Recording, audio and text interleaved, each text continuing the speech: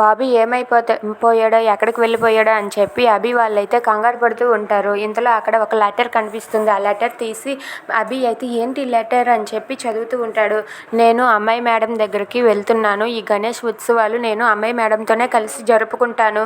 నేను మళ్ళీ ఆ పూజ అయిపోయాక మన ఇంటికి వచ్చేస్తాను. అంతవరకు మీరు నన్ను వెతకద్దు అని చెప్పి బాబీ అయితే రాసిపెట్టి అక్కడ లెటర్ పెడతాడు. అది విని అక్కడ ఉన్న అభి అయితే ఒక్కసారిగా షాక్ అయిపోతాడు. ఇంతలో అక్కడ ఉన్న ఝాన్సీ, చూసావా అభి, తనకి మన మీద కన్నా ఆ అమ్మాయి మేడం మీదే ఎక్కువ ప్రేమ ఉంది. తనని ఇక్కడికి తనైతే పిలవమని చెప్పాడు, కానీ మనమైతే పిలవము, బయట వాళ్ళని ఎలా పిలుస్తామో అని అన్నాము. కానీ తను మాత్రం ఆ అమ్మాయి మేడంతో కలిసి సెలబ్రేట్ చేసుకోవడానికి ఇక్కడి నుండి వెళ్ళిపోయాడు అని చెప్పి అంటూ ఉంటాడు. సరేలే, నేను అమ్మాయి మేడం దగ్గరికి వెళ్ళి బాబీని తీసుకువస్తాను అని చెప్పి అభి అయితే కారులో వెళ్తూ ఉంటాడు. ఇక ఝాన్సీ ఎంత ఆపినా ఆగకుండా అభి అయితే కారు ఎక్కి వెళ్ళబోతూ ఉంటాడు. ఇంతలో అక్కడికి బాబీ వస్తాడు.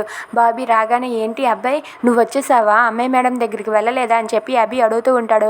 నేను ఎక్కడికైనా వెళ్తేనే కదా రావడానికి అని చెప్పి బాబీ అంటాడు. అదేంటి అబ్బాయి, నువ్వు అమ్మాయి మేడం దగ్గరికి వెళ్ళలేదా అని చెప్పి అంటాడు. నేనెందుకు వెళ్తాను, నేను వెళ్ళలేదు, ఫ్రాంక్ చేశాను, ఇదంతా ఫ్రాంక్ అని చెప్పి అంటాడు.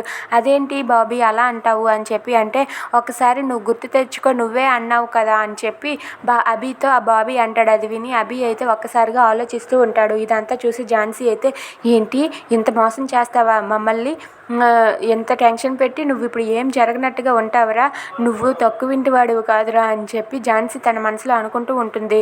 ఇక నేనెందుకు అమ్మాయి మేడం దగ్గరికి వెళ్తాను అని అలా మిమ్మల్ని భయపెట్టాను అంతే అని చెప్పి బాబీ అయితే అభితో అంటాడు. అది విని అభి అయితే ఒక్కసారిగా షాక్ అయ్యి చాలా హ్యాపీగా ఫీల్ అవుతూ ఉంటాడు. బాబీ, నువ్వు అక్కడికి వెళ్ళిపోయావేమోనని నేను చాలా కంగారు పడ్డాను అని చెప్పి అభి అంటూ ఉంటాడు. ఇక వాళ్ళిద్దరూ అలా మాట్లాడుకుంటూ ఉండడం చూసి ఝాన్సీ అయితే చాలా కుళ్ళుకుంటూ, వీడు తక్కువింటాడు కాదు, వీడు చిన్నపిల్లాడే కానీ ఎంతసేపు అమ్మాయి మేడం అంటూ దాని దగ్గరికే వెళ్తాను అని అంటున్నాడు.